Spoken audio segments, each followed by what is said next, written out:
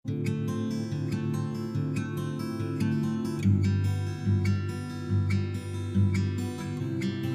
Bapak Ibu dan Saudaraku sekalian, jumpa lagi dengan saya Pendeta Julius. Kita akan bersama-sama melaksanakan pertemuan kita, persekutuan tengah minggu. Kita akan memuji Tuhan dan kita akan belajar firman Tuhan.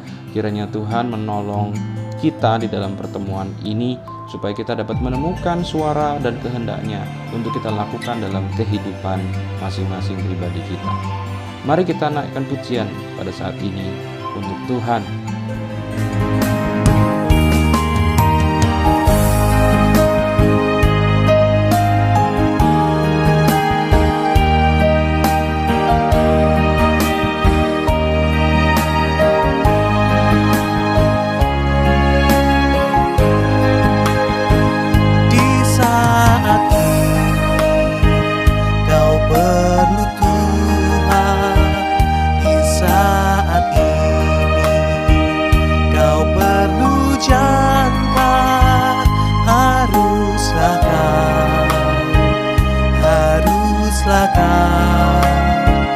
Menambatkannya pada batu karang.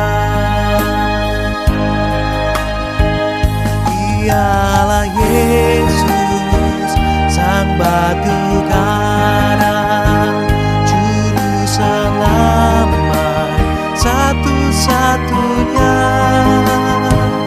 Haruslah kau menambatkan diri pada batu karang. Di saat ini kau perlu firman.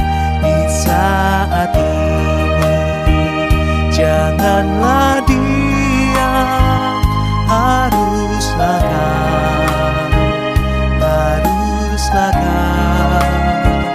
teguh berbaur pada batu karang. Ialah Yesus, sang batu karang, juru selamat satu-satunya. Haruslah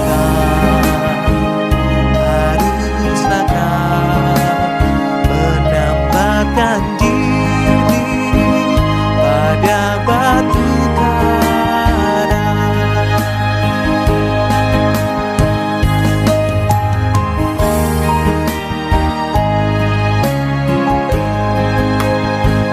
Di saat ini Yesus Tuhanku, tempat bermain jangkar hidupku. Aku yakin,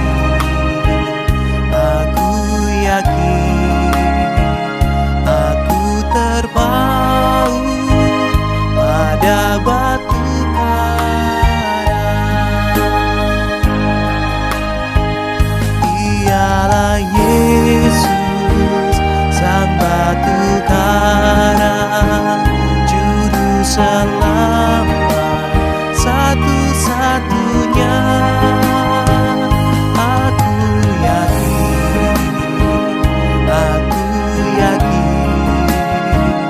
Aku terpaut pada batu karang.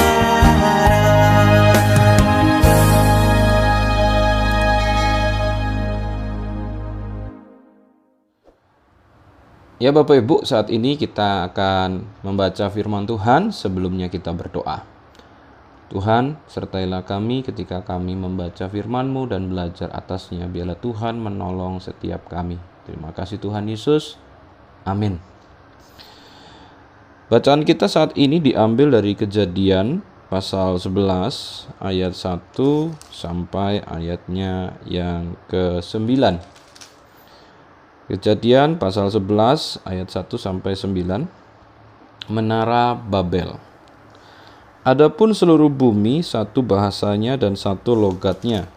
Maka berangkatlah mereka ke sebelah timur dan menjumpai tanah datar di daerah Sinear, lalu menetaplah mereka di sana. Mereka berkata seorang kepada yang lain, "Marilah kita membuat batu bata dan membakarnya baik-baik." Lalu bata itulah dipakai mereka sebagai batu dan gala-gala sebagai tanah liat. Juga kata mereka, "Marilah kita dirikan bagi kita sebuah kota dengan sebuah menara yang puncaknya sampai ke langit, dan marilah kita cari nama supaya jangan terserak ke seluruh bumi." Lalu turunlah Tuhan untuk melihat kota dan menara yang didirikan oleh anak-anak manusia itu, dan ia berfirman, "Mereka ini satu bangsa dengan satu bahasa untuk semuanya. Ini barulah permulaan usaha mereka. Mulai sekarang apapun juga yang mereka rencanakan, tidak ada yang tidak akan dapat terlaksana. Baiklah kita turun dan mengacau balaukan di sana bahasa mereka, sehingga mereka tidak mengerti lagi bahasa masing-masing." Demikianlah mereka diserahkan Tuhan dari situ ke seluruh bumi, dan mereka berhenti mendirikan kota itu. Itulah sebabnya sampai sekarang nama kota itu disebut Babel, karena disitulah dikacau balaukan Tuhan bahasa seluruh bumi, dan dari situlah mereka diserahkan Tuhan ke seluruh bumi. Demikian pembacaan firman Tuhan kita. Ya Bapak Ibu dan saudaraku sekalian, di sebelah sini saya tunjukkan sebuah gambar. Gambar ini adalah gambar menara Burj Khalifa. Ya, menara Burj Khalifa adalah bangunan tertinggi di dunia saat ini dengan tinggi 828 meter. 828 meter. Dengan lantai berjumlah 160 lantai ada di kota Dubai. Bapak Ibu dan saudaraku sekalian, sudah didirikan dari tahun 2011. Kalau sampai saat ini maka sudah ada sekitar 10 tahun lebih Burj Khalifa itu berdiri. Kenapa ya Burj Khalifa adalah sebuah bangunan yang tinggi sampai menembus batas awan, itu tidak diruntuhkan Tuhan seperti menara Babel? Mungkin kita bertanya seperti itu.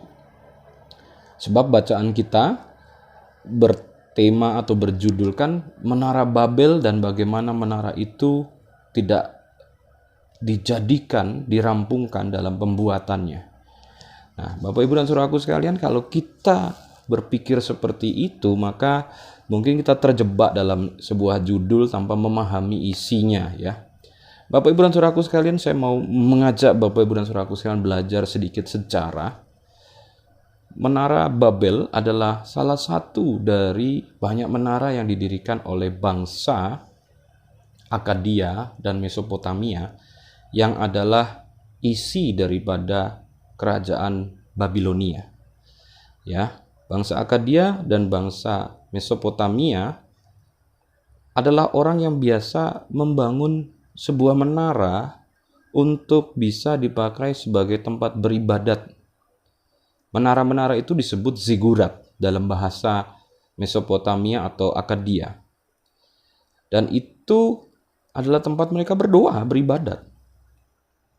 Di sana kita bisa memahami beda setiap budaya dalam membangun rumah ibadatnya. Nah, kalau bangsa Mesopotamia dan Akkadia yang merupakan isi daripada kerajaan Babel, ya bikin rumah ibadatnya dengan mendirikan menara. Nah, sampai di sini mungkin kita bisa paham itu ya. Dan yang menjadi masalah sebenarnya bukan kepada menara itu, tetapi kepada bangsa yang mendirikan menara itu. Jadi Bapak Ibu dan saudaraku sekalian, kita belajar kerajaan Babel yang terisi dari orang-orang Akkadia dan Mesopotamia kuno adalah orang yang punya ambisi untuk bisa menjadikan dunia ini menjadi satu kesatuan kebudayaan di bawah naungan mereka. Jadi mereka mengumpulkan orang-orang dari seluruh dunia untuk menjadi koloni-koloninya, dengan menaruhkan orang-orang itu masuk ke dalam bangsanya sendiri dan mengajarkan mereka tentang bahasa-bahasa mereka dan bagaimana mereka beribadat. Dan itu kita dapatkan kisah tentang penaklukan kerajaan Babel kepada kerajaan Israel kalau kita membaca kitab Daniel. Di dalam kerajaan Israel yang waktu itu dipimpin oleh pemimpin yang lemah, dikalahkanlah kerajaan Israel di selatan itu, dan kemudian kerajaan Israel selatan itu dipaksa untuk bisa orang-orang terpandangnya masuk ke dalam tanah Babel. Mereka bekerja di sana. Dan kalau kita membaca kitab Daniel dan juga teman-temannya diambil untuk bisa bekerja di kerajaan Babel dan mereka diubah namanya. Daniel menjadi Beltasar, dan kemudian Hananya, Misael, dan juga teman satunya lagi, 3 orang itu kemudian diganti juga dengan nama lain, yaitu Sadrach, Mesak, dan Abednego. Nama dari bangsa mana? Dari bahasa mana? Dari bangsa dan bahasa Babel yang merupakan turunan dari Akadia dan Mesopotamia. Nah, jadi kerajaan Babel adalah kerajaan yang punya sebuah obsesi untuk menjadikan seluruh bangsa di dunia ini di bawah naungannya dan menggunakan bahasa mereka sebagai bahasa persatuan, dan juga mau supaya orang-orang beribadat dengan cara ibadat mereka. Oleh karena itulah, maka kita melihat bagaimana orang-orang dipaksa untuk meninggalkan identitas aslinya. Seperti Daniel, Hananya, Misael, dan teman-teman orang-orang Israel yang ditaklukkan dipaksa untuk ganti nama. Bukan keinginan mereka, diganti nama mereka, disuruh mereka bisa berbahasa orang Babel, supaya ada satu bahasa saja di dunia ini. Jadi kita paham ya, kenapa di sana dikatakan pada waktu itu ada cuma satu bahasa, satu logat. Bukan karena memang satu bahasa, satu logat, tetapi karena ada pemaksaan untuk bisa menggunakan satu bahasa persatuan bersama. Dan kemudian kita juga mendapatkan dari cuplikan kitab Daniel, ada usaha-usaha orang-orang Israel itu dipaksa untuk beribadat sebagaimana orang Babel beribadat. Nah, disitulah kita bisa memahami kenapa Kejadian 11 ini berbicara tentang ada satu bahasa, ada satu menara. Nah, menara itu sebenarnya bukan menara tertinggi juga, tetapi sebuah bangunan yang memang paling tinggi yang bisa dilihat oleh orang Israel pada masa itu, dan menunjukkan keangkuhan daripada orang-orang Babel yang memaksa mereka untuk bisa berbahasa, berbudaya, dan beribadat dengan cara Babel. Dan itu betul-betul merupakan sebuah perlawanan kepada Allah Israel. Allah yang telah memilih mereka, telah mengumpulkan mereka, telah memberkati mereka, dan kemudian tiba-tiba Allah itu ditinggalkan. Nama-nama yang disandingkan bersama dengan nama Allah itu, ya, Daniel, Misael, ya, Hananya, nyanya pakai Yahweh, Yahnya itu tiba-tiba diganti dan dipakaikan nama Babel. Wah, itu sebuah pemaksaan yang luar biasa. Mereka harus meninggalkan identitasnya. Dan itu yang disebut dengan kearoganan, kesombongan yang dipaksakan kepada orang lain. Dan oleh karena itulah Tuhan tidak ingin supaya kejadian ini terus berjalan lama. Maka dikatakan bahwa akhirnya orang-orang di Babel itu dikacau balaukan bahasanya, dan menara itu yaitu simbol kesombongan, arogansi yang dilakukan oleh orang Babel berhenti dan tidak jadi. Nah, jadi kita boleh melihat ada unsur sejarah di baliknya, tetapi ada sebuah narasi yang diceritakan seakan-akan menceritakan hal lain, tapi sebenarnya menceritakan sebuah sejarah di baliknya.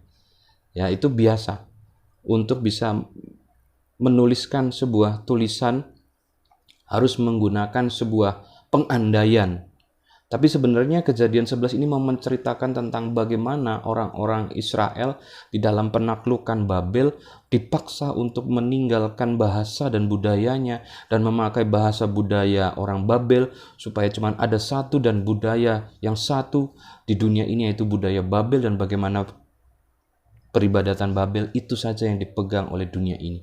Dan itu merupakan sebuah hal yang merupakan arogansi, kesombongan, perlawanan terhadap Allah yang hidup, Allah Israel. Nah, jadi firman itu mau ngajarin tentang jangan jadi orang sombong. Jangan jadi orang yang kemudian di dalam kesombongannya memaksakan orang lain harus seperti mau saya.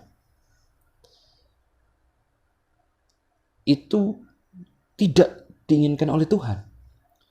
Tuhan menciptakan manusia itu di dalam segala keunikan, di dalam segala keragaman, untuk bisa hidup saling mewarnai, mendukung satu dengan yang lain.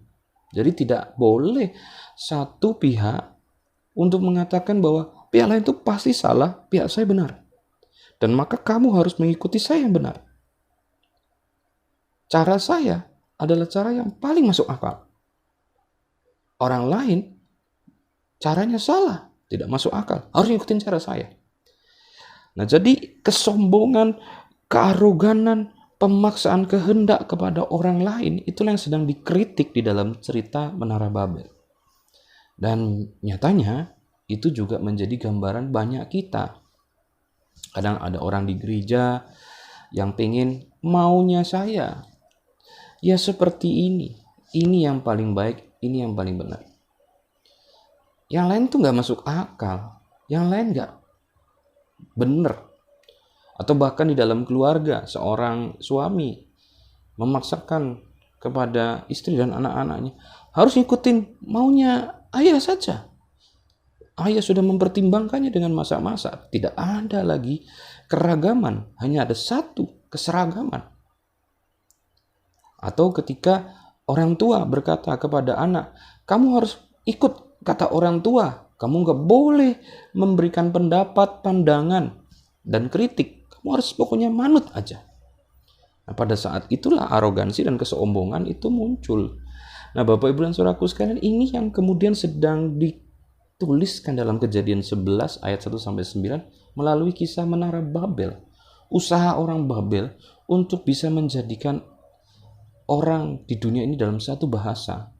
Dan selalu semua orang yang dipaksa untuk menjadi satu bahasa dan budaya adalah orang-orang yang memuliakan budaya Babel sendiri dan membinasakan budaya asli tiap-tiap orang. Padahal Tuhan tidak ingin seperti itu. Nah, jadi Bapak Ibu dan Saudaraku sekalian, firman ini mengajak kepada kita untuk menjadi orang yang tidak arogan, untuk menjadi orang yang tidak sombong, untuk menjadi orang yang memberikan kebebasan dan keberagaman warna-warni dalam kehidupan yang harus bisa bergandeng satu dengan yang lain. Biarlah Tuhan menolong kita untuk juga bisa hidup seperti itu. Di tengah-tengah pelayanan kehidupan bergereja, satu tim, majelis jemaat, punya karakteristik dan cara pandang berbeda-beda, harus bisa saling menerima satu dengan yang lain. Di dalam lingkup aktivis-aktivis gereja, ada banyak pandangan yang berbeda. Komisi A berpandangan A, Komisi B berpandangan B. Kita harus bisa merangkumnya menjadi satu kesatuan yang boleh saling memberkati satu dengan yang lain. Jangan mematikan keberagaman untuk keinginan kita sendiri. Dan kalau semua orang sudah menjadi sebuah satu tim yang saling mendukung, ingatlah, satu tim yang saling mendukung menggapai sebuah capaian. Capaian itu tidak boleh untuk mencari nama.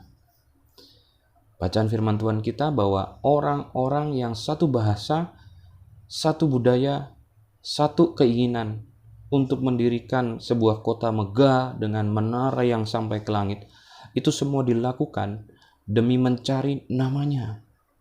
Tapi kita belajar bahwa ketika kita hidup di dalam satu kesatuan, dalam keberagaman, dan kita mencapai hal-hal yang baik, itu bukan semata-mata untuk kebanggaan kita, tetapi yang terutama adalah untuk kebanggaan dan kemuliaan bagi Tuhan. Tuhan Yesus pernah berkata demikian di dalam Injil Matius pasal yang kelima ayat 16. Demikian hendaknya terangmu bercahaya di depan semua orang, supaya mereka melihat perbuatan-perbuatanmu yang baik dan memuliakan Bapamu di surga. Jadi Tuhan Yesus mengatakan, kalau kamu menjadi terang, Tuhan tidak menahan itu. Tuhan mengizinkan setiap anak-anak Tuhan mencapai capaian-capaian yang baik, menjadi terang yang bercahaya. Tetapi ketika itu semua dicapai di dalam sebuah kebersamaan dengan orang lain, ingat, segala capaian itu bukan untuk kepentingan kita, bukan untuk kebanggaan kita, bukan untuk kemuliaan kita, tetapi semua itu kita lakukan di dalam sebuah kerendahan hati berkata bahwa segala sesuatu yang baik itu kulakukan untuk Tuhan. Majelis jemaat di dalam segala rangkuman keberagaman menjadi satu kesatuan yang kemudian bekerja dengan apik, yang perlu mendapatkan kredit atau mendapatkan penghargaan atas pelayanan yang baik dari majelis jemaat siapa? Tuhan. Ketika komisi A dan komisi B dan komisi C bisa menjadi satu padu dalam keharmonisan untuk bekerja di dalam pelayanan yang utuh di gereja yang satu, dan kemudian berhasil memberkati kehidupan di dalam jemaat dan juga memberkati kehidupan di tengah-tengah perkumpulan Kristen di kota itu misalnya, itu semua demi kemuliaan siapa? Demi nama siapa? Demi nama Tuhan dan kemuliaan Bapa di surga. Nah, jadi pada saat ini kita belajar tentang jangan jadi arogan, jangan jadi sombong, jangan menjadi orang yang mematikan keragaman, tetapi peliharalah keragaman untuk menjadi satu kesatuan yang baik dan indah di dalam Tuhan. Dan kalau kita mencapai sesuatu yang baik di dalam keragaman yang menyatu itu, ingatlah, bukan untuk kemuliaan nama kita, tetapi biarlah segala keberhasilan dan capaian kita bersama adalah untuk kemuliaan nama Tuhan. Kiranya Tuhan memberkati kita. Amin. Mari berdoa. Tuhan Allah kami yang ada di surga, terima kasih untuk kesempatan saat ini. Kami belajar firman-Mu, biarlah Tuhan boleh tolong. Ketika kami melihat dunia ini dengan segala keragaman warna, baik warna itu adalah warna kulit, warna pendidikan, warna pemahaman, dan latar belakang budaya, semua keragaman itu adalah sesuatu yang boleh mewarnai kehidupan dengan indah. Jangan kami menjadikannya satu warna saja seperti kehendak kami, tetapi mari boleh menyatukan keragaman itu menjadi satu kesatuan yang indah, bekerja demi kemuliaan nama Tuhan dan bukan demi nama besar kami sendiri. Jika kami adalah seorang pelayan di dalam kehidupan bergereja, ajar kami untuk bisa menghargai pendapat dan masukan orang lain, sehingga kami boleh menjadi orang-orang yang merangkum keragaman itu dengan baik dan mendatangkan kemuliaan bagi nama Tuhan. Ketika kami hadir di tengah-tengah keluarga, menjadi bagian daripada anggota keluarga, kami boleh mendengar anggota keluarga lain, anak kami, orang tua kami, pasangan kami, saudara kami punya suara, punya cara. Biarlah kami boleh merangkum semuanya menjadi indah. Dan kalau sampai keluarga kami menjadi sebuah keluarga yang memberkati kehidupan orang lain, biarlah itu bukan demi kemuliaan nama keluarga kami, tetapi demi kemuliaan nama Tuhan. Tuhan tolonglah supaya kami dapat menjadi pelaku-pelaku firman Tuhan. Terima kasih Tuhan untuk kesempatan belajar firman pada saat ini. Di dalam nama-Mu kami berdoa. Amin. Ya, Bapak Ibu, demikian pertemuan kita pada saat ini. Kiranya Tuhan memberkati kehidupan Bapak Ibu dan saudaraku sekalian.